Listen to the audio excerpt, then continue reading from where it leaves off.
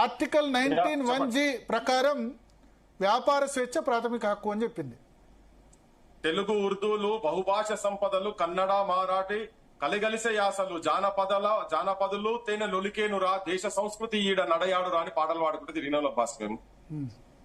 So దాని విషయంలో ఏడా డిస్ప్యూట్ లేదు, దీనికి కానూన్లు గిన్నెలని కాదు. వాళ్ళు చేస్తున్నటువంటి మళ్ళా రిపీటెడ్ చెప్తున్నా, ఇప్పుడు మురళి గారు కూడా చెప్పారు, ఉన్నది ఇక్కడ సమస్య ఉన్నది. ఆ సమస్య ఉన్నదాన్ని మీరు ఎట్లా పరిష్కారం చేస్తారని దాని సైడ్ అది ఎక్కువ మాట్లాడండి మీరు. కానీ వీటి ఎవరు అనుకున్నా చేసినా అది వేరు. కానీ లోకల్లో ఉన్నటువంటి వృత్తిదారులు కావచ్చు, దుకాణదారులు కావచ్చు, వాళ్ళకు ఉన్నటువంటి అభిప్రాయాలు ఏంటి, అభ్యంతరాలు ఏంటి, వాటి మీద ఫోకస్ లేకుండా ఇంకోటి మీరు ఇప్పుడు మాట్లాడుకుంటా ఈయనకెందుకు, ఈయన సమస్య కాదు కదా, ఈయన ఎందుకు మాట్లాడుతుందంటే మరి రాహుల్ గాంధీ బీసీ కాదు, రాహుల్ గాంధీ బీసీల గురించి మాట్లాడాల్సిన అవసరం లేదు కదా. మరి దేశంలో వేరే నాయకులు ఎవరు అట్లా మాట్లాడాల్సిన అవసరం లేదు కదా. సమస్య మీద ప్రతి ఒక్కరు అభిప్రాయం ఉంటుంది, మాట్లాడేందుకు అభిప్రాయాలు ఉంటాయి.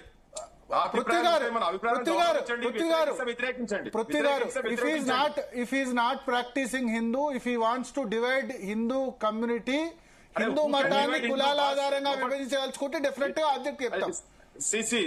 ఆయన మార్వాడీస్ వల్ల ఎఫెక్ట్ అయిన కమ్యూనిటీస్ మాట్లాడితే సుప్రీంకోర్టు అయినా హైకోర్టు అయినా ఇప్పుడు హైకోర్టు కూడా ఎవరు ఫిరోజ్ అనే వ్యక్తి ఎఫెక్ట్ అయితే జడ్జిమెంట్ ఇచ్చింది. మీరు నేను వెళ్తే మీరు కన్సర్న్ పార్టీ కాదని చెప్తుంది. భరత్ గారు ఎవరో వీక్ చేసేంత వీక్ ఉంటే అది స్ట్రాంగ్ ఉన్నట్టే కాదు కదా. అట్లా కాదు, మీరు సమస్యల సైడ్ సమస్యను ఎట్లా పరిష్కారం చేయాలని స్ట్రాంగ్ ఉన్నది కాబట్టి ఇన్ని శతాబ్దాలు నిలిచింది హిందూ మతం. హిందూ మతం స్ట్రాంగ్ గా ఉంది కాబట్టి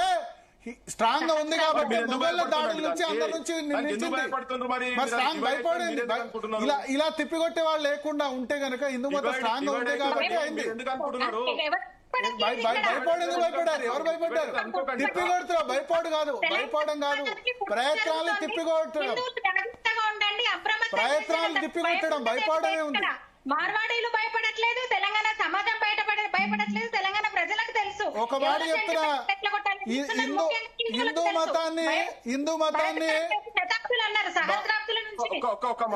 హిందూ మతాన్ని ఔరంగజేబు లాంటి 100 మంది వచ్చినా, ఒక మాట చెప్తున్నా, హిందూ మతాన్ని ఔరంగజేబు లాంటి 100 మంది వచ్చినా ఏం బీకలేదు. గుర్తుపెట్టుకోండి. వినండి భరత్ భాయ్, మీరు ఏం మాట్లాడుతున్నారో సరే నాకు అర్థమైంది. నేను చెప్తున్నా, ఔరంగజేబు లాంటి 100 మంది వచ్చినా ఎవరేం బీకలేరు, ఎవరికేం భయం లేదు. తిప్పికొట్టే ప్రక్రియ ఇది. ఇప్పుడు మతం మీద దాడి తిప్పికొట్టే ప్రక్రియ. అదే మరి చెప్తున్నా, ఔరంగజేబు ఇక్కడ మీరు అంటారు, మీరు ఎందుకు భయపడుతున్నారు? హిందూ మతం ఎందుకు భయపడుతున్నారు అంటే చెప్తున్నా, హిందూ మతాన్ని ఎవరు అదే చెప్తారు కదా, మీరే అంటారు కదా, మీరు ఎందుకు భయపడుతున్నారని. ఎందుకు భయపడుతున్నారు అంటారు కదా. సమస్య గురించి మీరే అన్నారు కదా, మతం మీరే మతం గురించి మాట్లాడారు కాబట్టి మాట్లాడుతున్నాను. మీరు అనవసరమైన అంశాల సైడ్ పోకండి.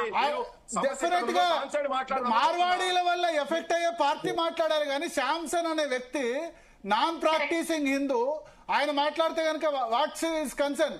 తమిళనాడు పార్టీ నుంచి ఆయన పోటీ చేయొచ్చు, వీసీకే పార్టీ నుంచి వచ్చి పోటీ చేయొచ్చు. ఓకే, అంత డైరెక్ట్ గా తెలంగాణ పేరు తెలంగాణ శ్యామని పెట్టుకుంటాడు, తమిళనాడు వీసీకే పార్టీ నుంచి పోటీ చేస్తాడు. తెలంగాణలో ఉన్నటువంటి పేద బిజినెస్ పృథ్వీరాజ్ క్వశ్చన్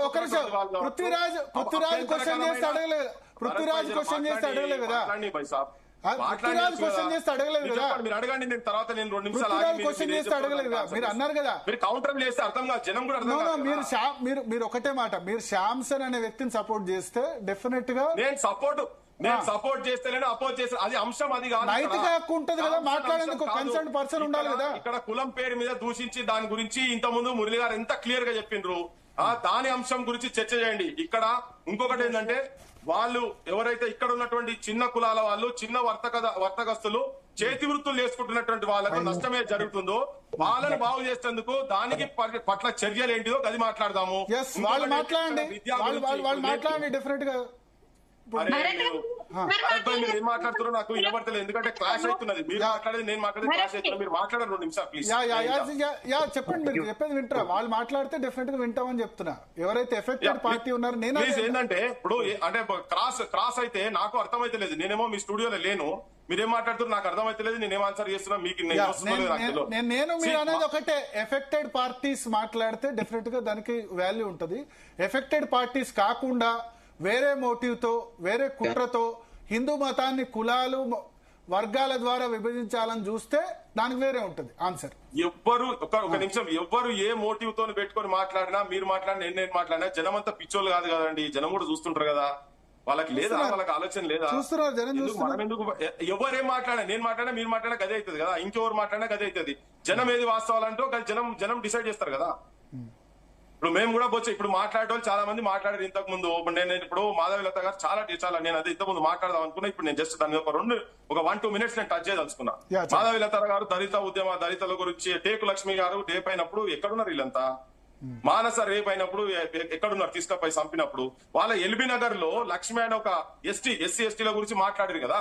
నేను చెప్పేదంటే వాళ్ళకు కూడా చెప్పదలుచుకున్నా, మీరు నిన్నమన్న వచ్చి సమస్యల గురించి ఇక తిరగాలి మీరు బాగా. ఎల్బీ నగర్ లో పోలీస్ వ్యాన్ లో తీసుకుపోయి నానా చిత్రహింసలు పెట్టి పోలీస్ స్టేషన్ లో పెట్టి మా కొడుకు చెప్తాడు, అది వీడియో మీరు ప్లే చేస్తా అంటే నేను పంపిస్తా.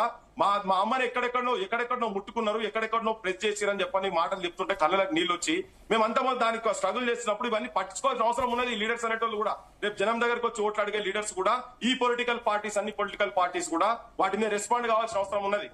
ఇలా విద్య ఏ బడికి పోయినా, ఎక్కడ పోయినా కానీ నేను కొన్ని వందలాది బడులు తిరుగుతున్నా, వందలాది బడుల్లో వండుకుంటున్నా. మీకు తెలుసో తెలియదు నాకు తెలియదు. మొన్న కూడా 560 మంది పిల్లలు ఉన్న దగ్గర వాళ్ళకి బెంచీలు లేవు, అదే రూమ్ లో క్లాసులు చెప్తారు, అదే రూమ్ లో వాళ్ళ డార్మెంటరీ, అదే పండుకునేది అక్కడే, అండర్వేర్లు ఎండేసేది అక్కడనే, వాడిని బూట్లు పెట్టుకునేది అక్కడనే, అన్ని మొత్తం రోగాలు వచ్చిన అన్ని పడినాయి అక్కడనే. ఇవన్నీ సమస్యలు. ఇప్పుడు వీటి మీద కూడా మాట్లాడాలి, డిస్కషన్ చేయాలి. కార్పొరేట్ హాస్పిటళ్లకు పోతే ఇవాళ శవాలకు కూడా ట్రీట్మెంట్ చేసే సిచ్యువేషన్ మనందరికీ తెలుసు కదా. ఈ వచ్చేటి సమస్యలు, ఇవన్నీ చాలా సమస్యలు ఉన్నాయి. ఎవరైనా, మీరైనా, నేరైనా వాటిని అడ్రస్ చేయాల్సిందే. కొన్ని వీళ్ళు మాట్లాడే క్రమంలో మనసుకు గాయం కలిగేటువంటి పదజాలం వాడుతున్నారు కాబట్టినే వీటిలో ఆబ్జెక్షన్ వస్తున్నది. నేను మాట్లాడినా, ఎవరు మాట్లాడినా కానీ అవి అసంబద్ధమైనటువంటి మాటలు, మనసులను కించపరిచేటువంటి పదజాలం వాడినప్పుడే ఇది తెలంగాణ మొత్తం పాకింది. అది మురళి గారు కూడా సేమ్ అదే ఎండార్జ్ చేశారు. అయితే ఇటువైపు గుజరాత్ లో పుట్టిన వాళ్ళు రాజస్థాన్ రాసి ఉంటుందా అన్నాడు. అంటే మేమందరం ఇట్లా మోర్లు కొట్టుకొని పోవాలా, అట్లా కాదండి. ఆ మాటలు అట్లా మాట్లాడిన తప్పే. గుజరాత్ లో పుట్టిన వాళ్ళు, రాజస్థాన్ లో పుట్టిన వాళ్ళంతా కూడా దేశద్రోహులు అనడం కూడా కరెక్ట్ కాదంట. నేను కొద్దిమంది ట్యాక్సులు కట్టనోడు ఎవడు ఏ ప్రాంతం, గాంధీ గుజరాత్ లోనే పుట్టాడు అంట బరాబర్ అంట. దీని మీద గాంధీ గుజరాత్ లోనే పుట్టాడు. గుజరాత్ లో పుట్టిన వాళ్ళు దేశద్రోహులు అంటే గాంధీ గుజరాత్ లోనే పుట్టాడు. మరాఠీ అయినా, పంజాబీ అయినా, రాజస్థానీ అయినా, తెలంగాణ అయినా, పృథ్వీరాజ్ అయినా, భరత్ అయినా, మురళి గారు అయినా, ఎవరైనా ఒక రాష్ట్రం మొత్తం పౌరుల్ని ఆ విధంగా అనడం కరెక్ట్ కాదని నేనంట. మహాత్మా గాంధీ గుజరాత్ లోనే పుట్టాడండి. మహాత్మా గాంధీ గుజరాత్ లో. మీకు మోడీ మీద లేకపోతే అమిత్ షా మీద కోపం ఉంటే వాళ్ళని తిట్టండి, కానీ గుజరాత్ వాళ్ళు, రాజస్థాన్ వాళ్ళంతా చూసింది లేదు, విన్నది లేదు. మరి కానీ జనం లోపల నేను ఆయనే 1000 రూపాయలు 2000 రూపాయలు వస్తే ఇక్కడ వాళ్ళు తాగి పంటారు అని చెప్పని మాట తెలంగాణ మొత్తం చూసింది. అది ఇలా నా మీద గుజరాత్ అంతా తీసుకొస్తా, నీ దగ్గరికి ఇంటికి తీసుకొస్తాను, నేను తెలంగాణ కూడా తీసుకొస్తా. సంబంధించి ఒక నిమిషం పృథ్వీరాజ్ జరుగుతుంది. అది మేము చూసుకుంటాము, ఆయన చూసుకుంటాం, మేము చూసుకుంటాం, వేరే విషయం. కానీ అబద్ధాలను, అసత్యాలను సత్యాలుగా చెప్పేటువంటి ప్రయత్నం చేయకండి. పృథ్వీరాజ్ గారు ఒక నిమిషం, జోషి గారు పృథ్వీరాజ్ గారు మీరు అడిగిన క్వశ్చన్స్ ఆన్సర్ చెప్తారండి. జోషి గారు చెప్పండి. భరత్ గారు ఒక్క సెకండ్ ప్లీజ్. భరత్ గారు చెప్పండి.